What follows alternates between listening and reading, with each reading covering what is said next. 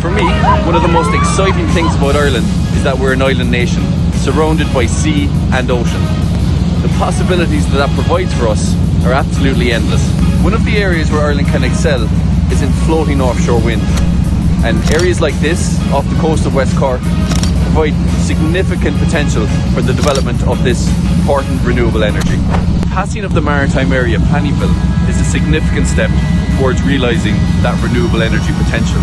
But it has to be done in a way that protects our fishing communities and the incredible wildlife that live in our oceans.